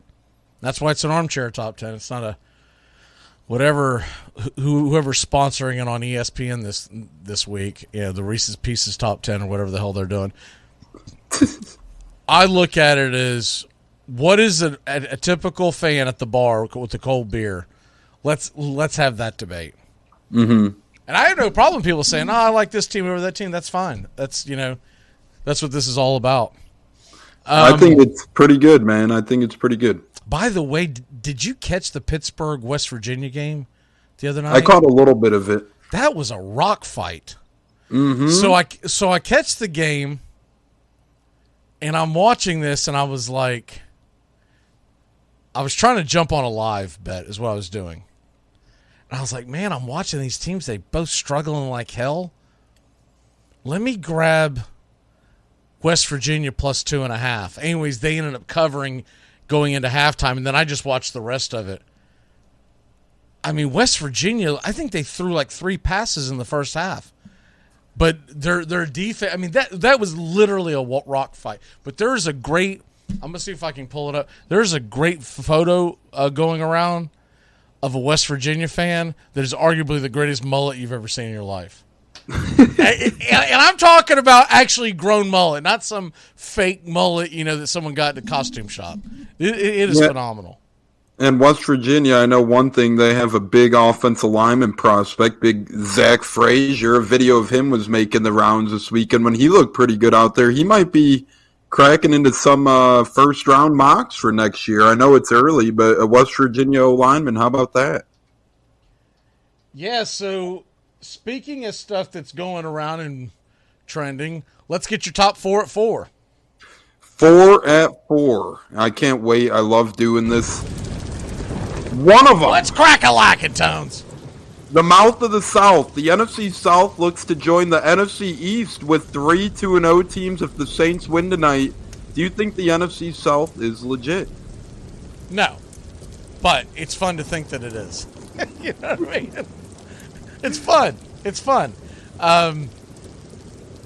First of all, the first 2 weeks of the season, I said this before, I'm not taking anything in the NFL seriously till week 4. Now, I will say this. If you started off 0-2, as much as 0-2 used to stink and no longer is it, you don't want to start off 0-3, right? So that's why this game is big for everyone playing tonight, because you don't want to start off 0-2, because then it feels like, we better get our act together. But I agree. If New Orleans wants to keep up with the Joneses, they better win. Yeah, they have the chance to tonight. Like you said, you don't want to fall to 0-2 if you're one of these teams tonight. But at the same time, if the Saints want to keep up, they really need that win. Number 2, NCAA football scares. Florida State barely sneaks by Boston College. Bama barely squeaks past USF. And Michigan has their hands full with Bowling Green through 3 quarters. Are you concerned with any of college football's big dogs heading into week 4? Out of those 3, who shows you the most concern? You said Florida State, which does concern me, but I still think it was a look ahead. And I don't put a lot of this stock into when people say, well, they had the flu, et cetera, et cetera. I get that, but the fact remains, I would buy that more if they were down 21 going into the 4th quarter. They were up 21. I think they took the foot off the gas, and started daydreaming about the showdown this week, right? What were the other 2 you said? I'm sorry. Michigan against Bowling Green and their slow first 3 quarters, or Alabama and their quarterback carousel? Alabama by far is the one that concerns me the most. I watched the majority of that game. It was a little funky because there was a rain delay, so you can, okay, whatever. But because when you have a rain delay like that, it's really like having 2 halftimes. So in other words, 2 adjustments, right? Mm-hmm. But that doesn't excuse Nick Saban. Good Lord Almighty, I thought he was the GOAT. You got to go out there. You got to get something going on with that quarterback situation. Things gonna get ugly this weekend if you don't. What's your next? I don't know how you look at Tyler Buckner and bring him in and think he's the guy. Next up, sticking in the world of college football, Vegas has the Ducks of Oregon at 20.5-point favorites to open versus primetime, and as you alluded to, the Buffs. Do you think Vegas has this line right? At least. So I watched that game, even though I said I wasn't going to Saturday night. I fell asleep. I didn't do any Saturday night Bible study. I was a good boy. I fell asleep, and I woke up, and I was like, "Are they going to overtime?" So I rewound it real quick while they were yippee yapping and watched that final drive. Anyways, going into the half, I watched the entire first half. Colorado State looked like the better team. Mm-hmm. Colorado State's not a very good team. The better athletes ended up making some plays down the stretch. Colorado, I think, is going to get boat raced. Mm-hmm. I wish they had blown out Colorado State because the line would be much, much smaller, and I would be throwing some major cheese on Oregon. 20 seems high that's a 3:30 game, right? Yes, sir. It's an early kickoff because it's going to be out west, so we're talking about noon. But at the same time, I don't think Colorado's very good. I think Oregon is going to put up a lot of points. Can Sanders – and look, they don't even know if Sanders is going to play because he got his bell rung. I think for the first time this year when it lines up, okay, mm-hmm. I think you're going to see Colorado across the field from Oregon, and the first thing you're going to think is, good Lord, they're small. I think you're going to go, dude, I thought these are, whoa. They've looked great and athletic against Colorado State, against a rebuilt TCU team, and a rebuilt Nebraska team. Who have they played if you think about it that way? Mm-hmm. Nobody. And none of them have they blown out, right? They eventually pulled away from TCU, eventually pulled away from Nebraska. Let's be honest. There were some questionable calls in that overtime, or they may not have gotten out alive. Mm-hmm. So, you can wear all the shades you want and, kick your lid sideways and say, we here. You're about to find – next 2 weeks you're going to find out. You're going to Oregon and you're coming home in front of your hometown, in front of your home audience. You're playing Southern Cal. Mm-hmm. Get your popcorn ready. That's all I'm saying. Yeah, and you might have to wonder if taking attacks and jabs at Deion's the way to go, as Colorado State's coach did it, and now Oregon's coach is doing it as well. So, I missed that. What did Oregon's coach say? He said something along the lines of, I've pretty much having your players ready to roll. He took a jab about how Prime gets his players ready or something along those lines. So you're starting to see a couple coaches try and poke the bear. See, I don't know if that's the smartest thing to do, but then again, they may be. I'm starting to think they're being told to do this to hype it up like it's a boxing match, right? I agree with that. It's feeling very Don King / I guess if you're talking about this era, very MMA UFC type stuff, right? Where they're like, you don't know what you're going to do when these pythons get a hold of you, brother. Like. We're getting into that. You used to want to keep your mouth shut and go in and play hard. Now I'm starting to think they're doing it to get the eyeballs on them. I couldn't agree more. He pretty much said Colorado is never a winning team, and what has changed that this year. So, fighting words from Oregon. And the fourth one, raise up. New stadium heading to St. Petersburg. It's reportedly going to hold 30,000 people, and it's going to be a dome. They're not sure if it'll be a retractable roof or a sunroof, which means glass windows on the dome. McGee, do you think this move will help keep Tampa Bay the Rays in the Tampa Bay area until, me and you are long past the Braves Country HD show? Well, I think so. They're saying it's going to open in 2028, I believe. Yes, sir. 2028 is the target date. So opening day 2028, that place is going to be rocking. Mm-hmm. The day after, there's going to be 27,000 available seats. Mm-hmm. They don't support their teams down there, man. They just don't. I mean, the Buccaneers have to be really, really good before they support. It's just, it's okay. For folks who aren't familiar with Florida, this is what it is. A, there's a lot of crap to do outside, right? That's some of it. B, and probably the biggest thing is, you see the population, you don't realize the transplants that are down here. That don't give a crap about the Bucks, the Dolphins, the Rays, the Marlins. You know, the list goes on and on. So that is why first and foremost, the most important thing that happens in the fall all year long in the state of Florida is college football Saturdays. Mm-hmm. So, I mean, they've got an opportunity, and I really hope it works, but I still think they should have moved that team to Orlando. Mm-hmm. They should have moved the Marlins, or should move the Marlins to like Montreal, Nashville, wherever you want to put them. Mm-hmm. There's only one city that can really support that for a lot of reasons, and it's Orlando, and I don't know why everyone keeps ignoring that fact. You don't need a third team here, right? Because whatever team's in Orlando is who everyone's going to pull for. You need to get rid of one of them, move the other one to Orlando, and let's go. Even if Tampa wants to stay in Tampa or St. Pete, they need to go play like half their games in Orlando, right? So I hope it works out. I just have my doubts. Because what was been the biggest excuse, right? Mm-hmm. Well, it's in St. Pete. It's hard for us to go over there. They're building the second stadium in St. Pete. So I don't hear any excuses in 2029, 2030, like the excuses that we get from Steven on why nobody goes to Hurricane games, why nobody goes to Marlin games. List goes on and on. You're going to get that same thing from the Tampa fan base. I don't want to hear it. I just fill the stadium. But I would love to know how they convince the taxpayer.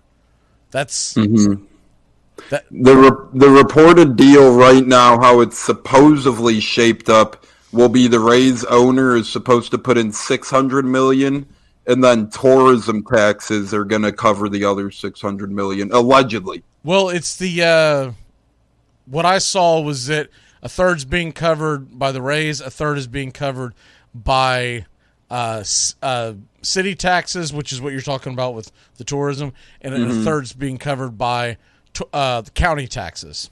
Any way you look at it, they'll say tourism, they'll just jack the price.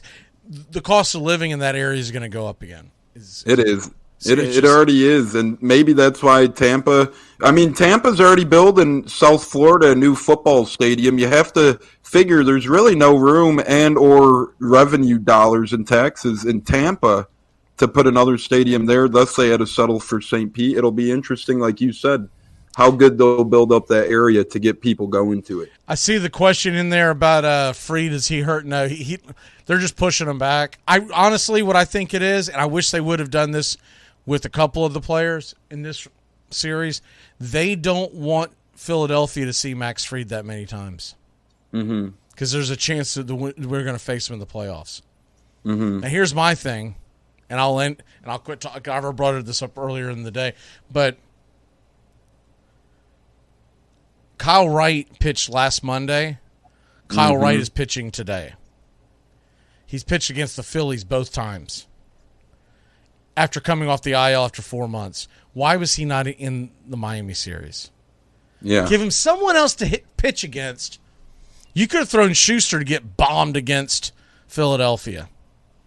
So the way the lineup reads, it's going to be Wright, Strider, Elder, excuse me.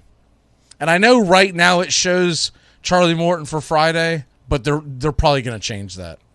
So if you're asking because of fantasy, he's probably going to pitch sometime this weekend. My guess would be Friday, but I don't know that for sure.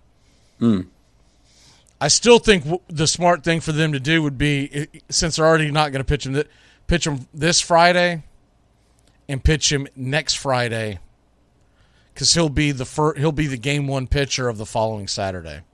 in the NLDS. And that gets them 1 start per week. I hate taking this many days off because I feel like you're going to get them used to that extra rest. And then what happens when you ask them to go on 3 or 4 days rest, right?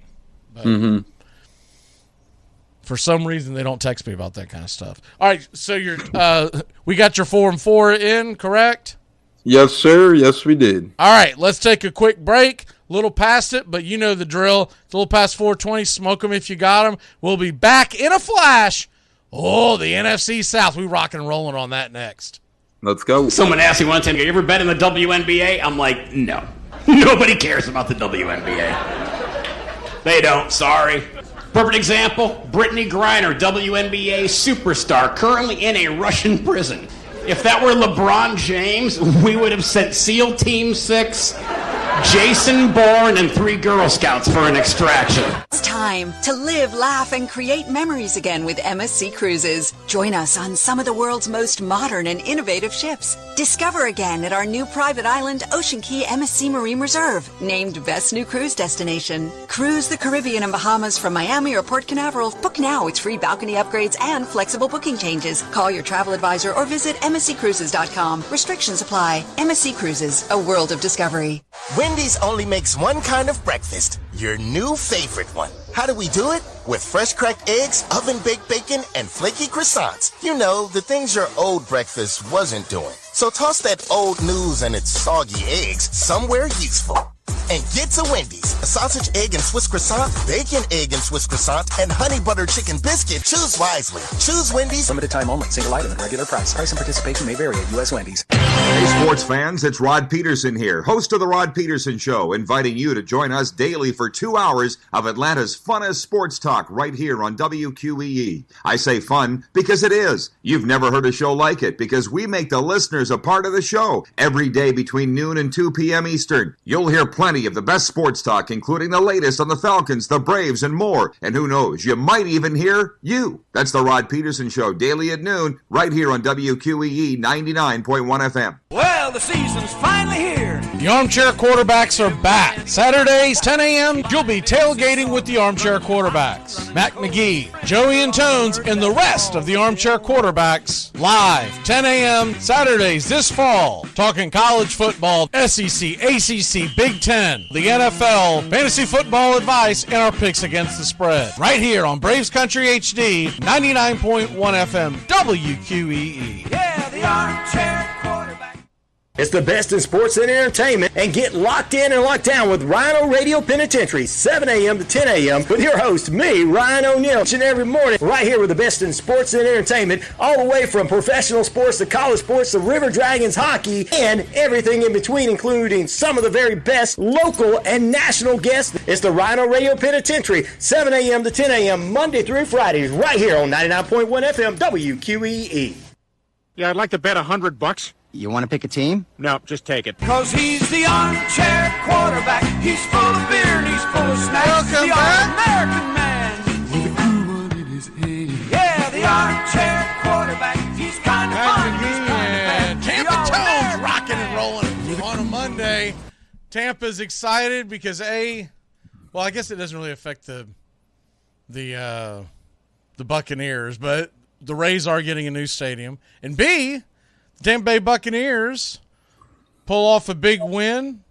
Man, before we go any further, what the hell's going on with Justin Fields, man? I look over at that interception. I swear it looked like something Zach Wilson would have done in mini camps his first year.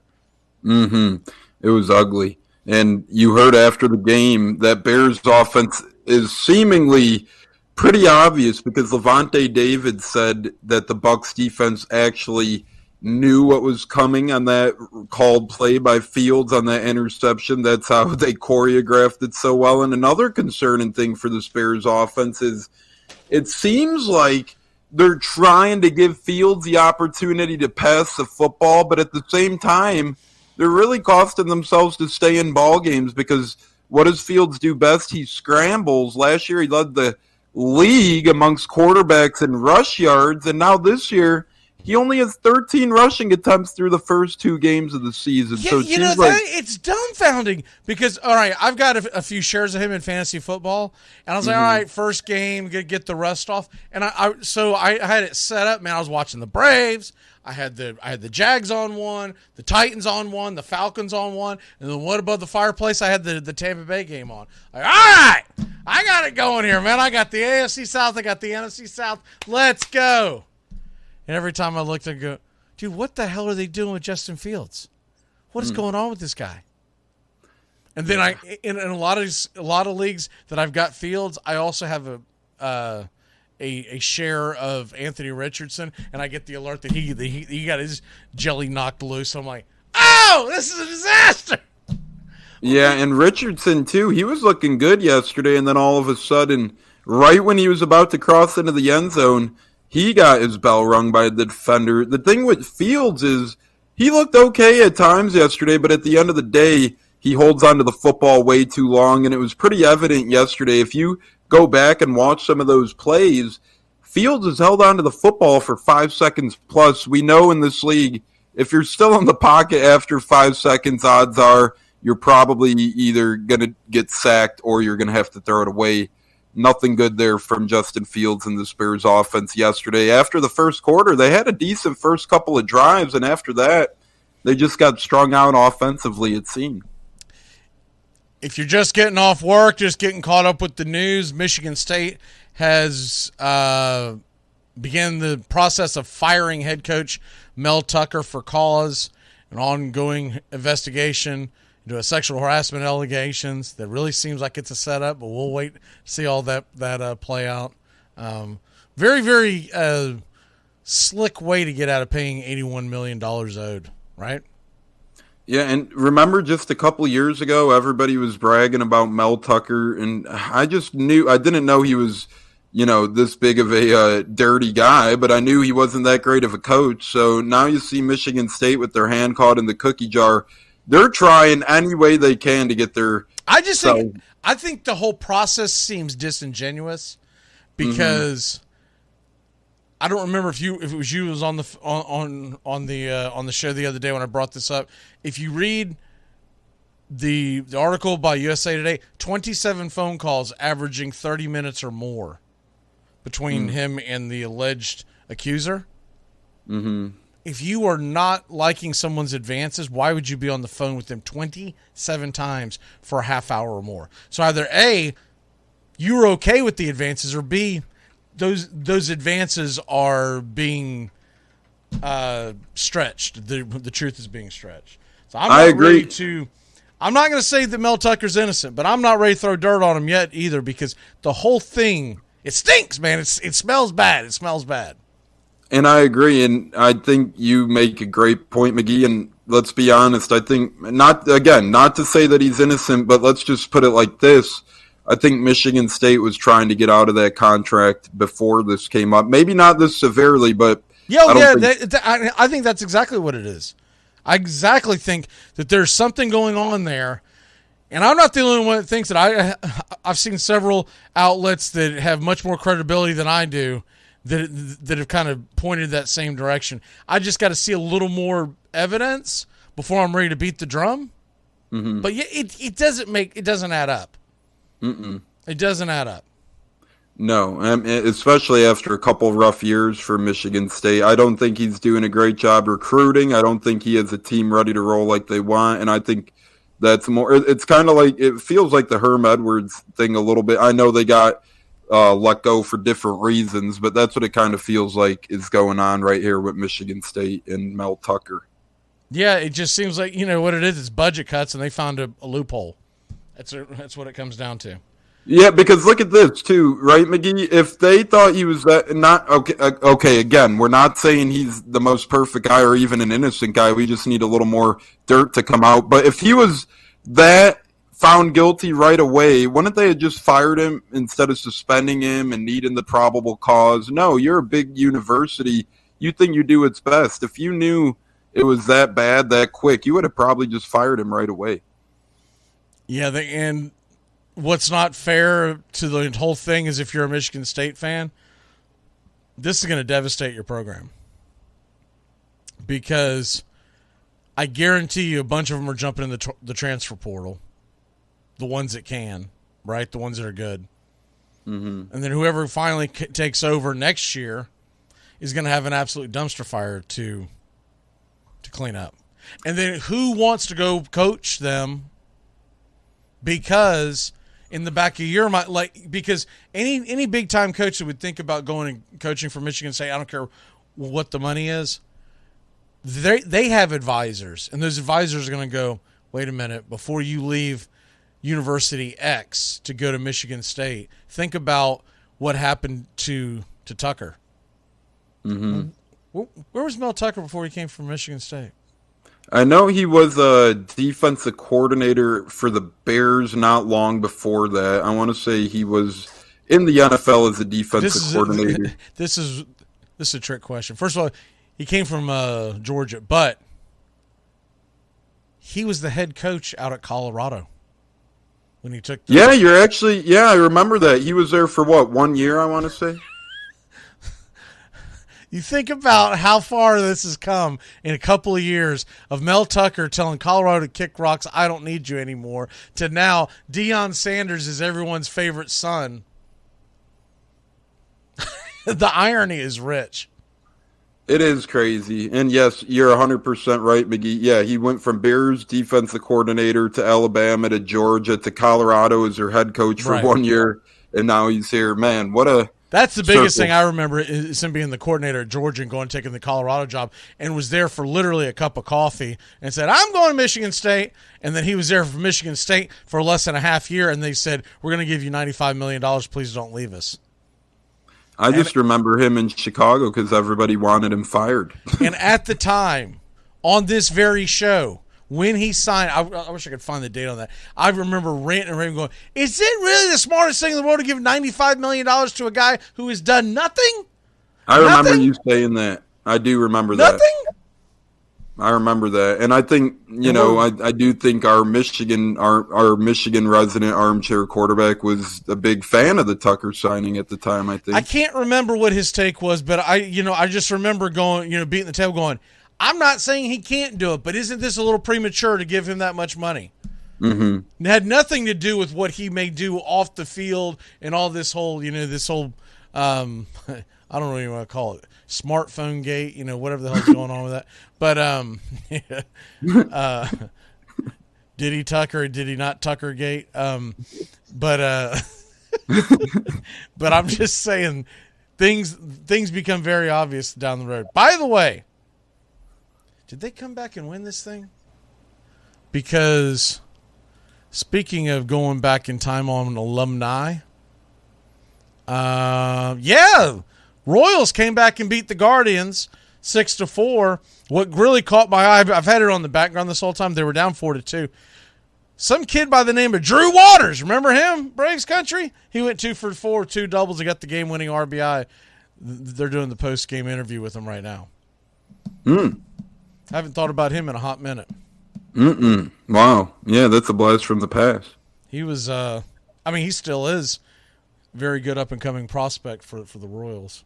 For the Braves, though, I remember his name floating around here. Well, he came up.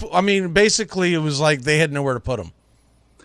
And real quick, not to change subject, but a couple big football star injuries. Cardinals placed Budda Baker on injured reserve. Steelers placed Deontay Johnson on injured reserve, and it just came out that Barkley's expected to miss 3 weeks for the Giants as well. Saquon Barkley? Mm-hmm. Have they announced yet? They're probably not yet, but have they announced if Cooper's going to play tonight? They have not announced it yet. I just looked, and it says they're still waiting on a couple things, but they haven't announced it yet, seemingly. I know it was trending in the wrong direction, but they're still not official yet. Yeah, it didn't sound like that Amari Cooper was going to play, but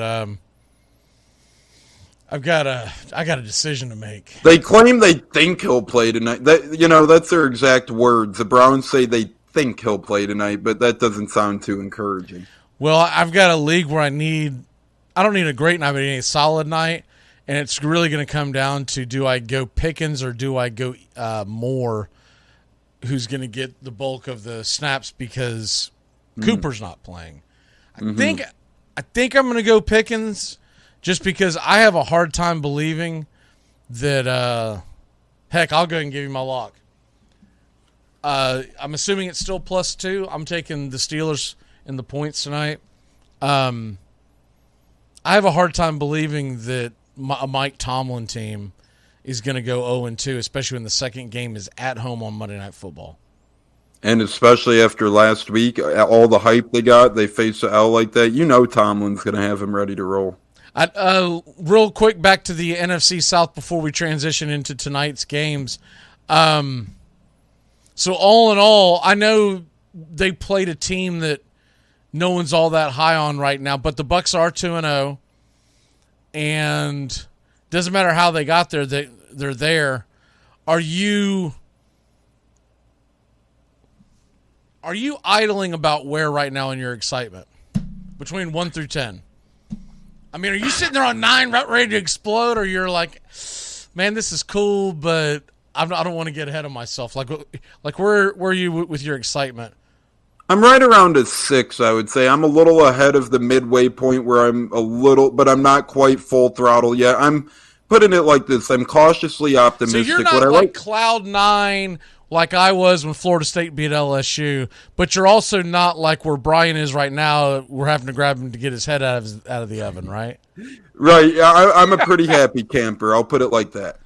I'm not the most happiest of gents, but I'm a happy camper, and you got to be, right? It's not the Bucs' fault that they played the Bears and Vikings, but at the same time, this Week 3 test against the Eagles, Week 4 they play New Orleans, and right out of the bye week they got the Lions and Falcons. This next 4-game stretch will be a really telling tale of this Bucs team, and right now I think they've exceeded expectations, yes, but at the same time, if you watch their games offensively, they've still left some meat on the bone, and special teams still has room to improve. So although I am happy with the Bucs outcome, I'm not going to run through a wall just yet. Yeah, I told you I was adopting the Falcons this year, and I've been entertained. It's been a fun team to watch. Ritter's made some plays. He's also made some plays that makes you go, what the hell's going on? But all in all, 2-0, I can't complain about that. It was a great dramatic comeback against Green Bay yesterday. Granted, I don't think that the Green Bay Packers are going to light up the world, but look, as they say, took care of business at home, right? And man, that Bijan Robinson is fun to watch. I can't wait to get in the meat of the season where you start really realizing how important these games are, because right now at the very beginning, I still say it, Week 4 is when I'm going to get like super energized for the National Football League. Week 3, or I guess it's technically Week 4, but this week, college football to me takes main stage. All the showdowns we got going on, college football takes the main stage. But Week 4, I think you're really going to be able to, because at that point, you're going to have a 3-game litmus. At that point, all the rust should be off, right? Whether it's implementing something new or teams just not playing well out of the gate, all the rust should be off. So this is the last week of the National Football League I will give anybody a pass, including like Cincinnati, who has not looked good. But I still say they're the Bengals, and this might be the best time to jump on a Super Bowl prop, right? I think I saw on Sunday morning they were 15-1 to get the Super Bowl. I'm sure it's even worse now. But if you're going to jump on that prop, jump on it now, because you don't want to be late to the party. You don't want to jump on a team, and I'm just using Cincinnati as an example. You don't want to jump on a team that all of a sudden rattles off 5 wins in a row and try to find them. Right. If you're going to be Nostradamus, you need to be Nostradamus early in the morning, not late at night. Exactly, because then your odds are going to tumble. You might as well take them now and run with them now and see what they have to offer if you believe in them. Yeah, and as far as the NFL is concerned, tonight you got Saints and Panthers, you got Steelers and Browns. I'm going with the obvious. Well, no, I'm not. I'm sorry. I'm taking an underdog and I'm taking a favorite. In my mind, the Steelers are the favorite. I think the Steelers win. I think the Saints win. What say you? Yeah, I'm going with the Saints. I think Saints sadly win. Carolina hasn't shown me all too much yet. I will say this, though. One thing I like today is the over a lot in the Browns-Steelers game. So I'm going to go ahead and lock that puppy in over-under. I think it was 38 or 38.5. But, I know there's supposed to be two good defenses. But to me, 38 points is still pretty low there. You could get that from a couple of TDs. I ultimately like the Steelers to cover with the 2.5 points they're getting, but I do think the Brownies win this one in a close one, but I'm all over the Saints as well. I don't see any way Carolina gets past the Saints tonight. I even grabbed a 4-team teaser for tonight, or a 4. I guess it wouldn't be 4 teams, but a 4-play teaser. I took the Steelers, the Saints, the Cleveland-Pittsburgh under, the Carolina-New Orleans over, and I played a 13-point teaser on the whole 9 yards. I kind of like that. And that gives you a -130. Because I believe that Cleveland and Pittsburgh, it's going to be a rock fight. And especially if Cooper doesn't play. And I didn't want to wait, because if you wait till the announcement becomes official, then you're going to see the over drop, right? But the Saints, they just got to stay within 9 points. The Steelers have to stay within 14 points. The over-under on the Cleveland-Pittsburgh game has to be 51 or lower. And I just got to get 27 or more to hit the Carolina. I love that. I think that's a good tease right there. And it's a fun one to do when you don't get a lot of doubleheaders on Monday Night Football. Obviously, I'm going to be locked into the Braves-Phillies game. But as far as these games go, the one that has my interest the most is Pittsburgh-Cleveland. And I really just wanted to have a little action on the first game just because I'm like, keep an eye on it. I do have Michael Thomas in a couple of leagues that I some I started, some I didn't. Yeah, it's going to be an interesting night, doubleheader of football. NFC South, I'm looking at both of these games. The defense should bring the lumber, but what quarterback comes out on top, right? Derek Carr, a newcomer to the Saints. They gave him a lot of money. Bryce Young cost all that draft capital. Deshaun Watson cost all that draft capital last year for the Browns. Then you got Kenny Pickett, who is projected to be a lot more improved coming into this season. Didn't see that week 1 against San Fran. Which of these 4 quarterbacks will rise to the occasion on prime time football tonight? I think all 4 of these guys have a good opportunity to show. There's got to be some prop there that says, and I'm sure it would be, it's not going to be even Steven across the board, but which quarterback has the most passing yards tonight? Yeah, you would think that'd be a pretty cool prop, I think. I would think so, at least. Who would you be leaning with? Probably Derek Carr? Yeah, for the most yards tonight, I would probably have to say Derek Carr for multiple reasons. A, I think he has the best chance against that Panthers defense with their defensive back banged up, their secondary banged up in Carolina. And B, he's the least of the scrambler out of the 4 as well, right? He's going to do it through the air more than the other 3. They might do it with their legs a little bit at the same time. If you were going to rank the second, is it Deshaun Watson or is it Pickett? I'd go with Watson just in pure speculation that I think that he's going to have a good night. It could be Kenny Pickett, but after watching last week, I think I'd lean Watson, although Watson didn't look too great passing. It was rainy out last week, and Joe Burrow didn't look great in that game either. I think Watson, although might be down Amari Cooper, or at least a pitch count Amari Cooper, I think Watson has a little spunk in his step tonight. I think he shows us something. We get some clarification about Max Fried. So they're saying why he was pushed back was because a possible blister was starting to form. They're calling it a hot spot.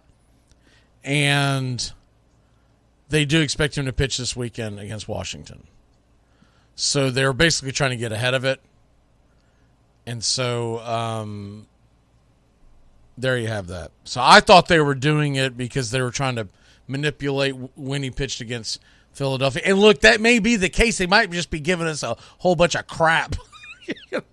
Bowl junkie. Yeah, exactly. But according to one of the MLB reporters that covers the Braves, it was because blistering could have become an issue, so they didn't want him to throw on his normal throw day in between starts.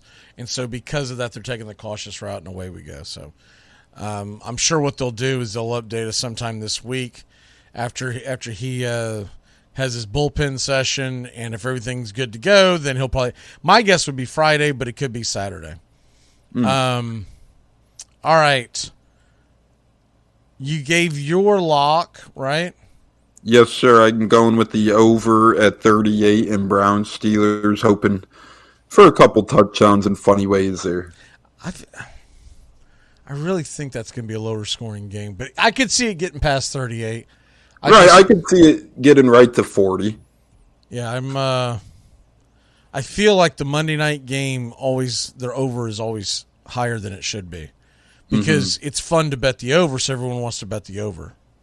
It's not very fun to bet the under.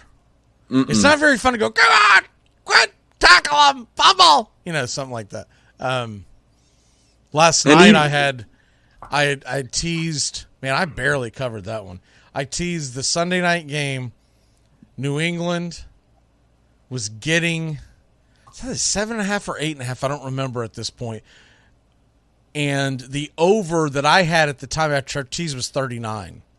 Wow. So they won 24-17. And at the time, it was like, I was like, man, what I need is for Miami to score another touchdown.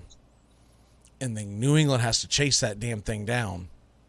And so it happens that way, and then the next thing that went in my head was, oh, my God, what if they do one of those stupid things where they go for 2? What if they go for 2, and thankfully they kick the extra point? Because that's become a thing the last couple of years.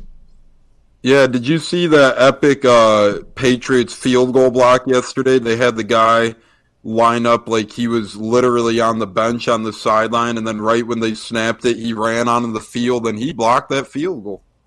Yeah, I've often wondered about that, but I always figured that you just didn't have enough time to get over there.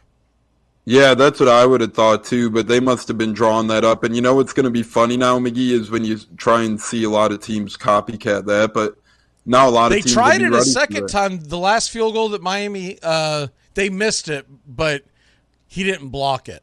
So when it was 20, I thought either 24-10 or 24-17, whatever the hell it was a 51-yarder. I think it was 24-17 because I was thinking to myself, man, you got Mac Jones. Why would you not just pin him deep? And Nimrod tried to go for it, and the ball went left, but they showed the dude running from the side again. And Collinsworth made a pretty astute observation. Basically said, he didn't block it, but that could have been in the back of his mind when he saw that dude running. Like it might have messed with him. Right, and I mean, hey, good job by Bill Belichick affecting a couple kicks on the night, but at the end of the day, it wasn't enough for the big fella. I feel like the easiest way to combat that would be to have an extra up back blocking, keeping an eye on that, and wherever the dude comes from, submarine his ass. Yeah, exactly. And you take him out at the knees one time, that'll end all that nonsense. What's your walk-off? We got a jam. Enjoy the Monday night doubleheader this week and next week. You got a couple of them back-to-back. We'll see you at 7:20 first pitch. Go Braves. We got to get off the schneid. This is ridiculous. It's ridiculous. Same with the Cub. Ridiculous. Have a pulse, my God.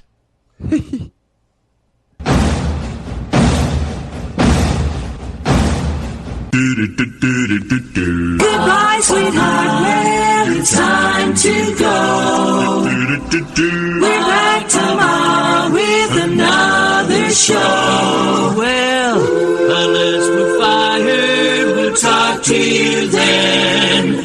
Goodbye, sweetheart. Goodbye. Goodbye. Guys and gals, it's time to go. We'll see you on the next show. Same bat time, same bat channel. Thanks for listening to Braves Country with Mac McGee and the Armchair Quarterbacks on 99.1 FM WQEE, The Key in Noonan, Georgia, and simulcasting on youtube.com/@BravesCountry. Braves Country comes your way weekdays 3 p.m. Eastern to 5 p.m. Eastern. Please follow, like, and subscribe today. Armchair Quarterback Radio, your first choice for Southern sports. Something of the 5th of September. Something of the 5th of September. She said a lot that I can't remember. Something of the 5th. Can I get another cigarette, please? Can I get another cigarette, please? Yeah, I know I live to regret it. Just give me another cigarette, please.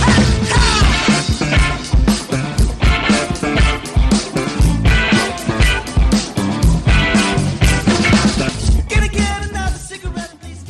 You're listening to WQEE 99.1 FM, The Key in Noonan, Georgia.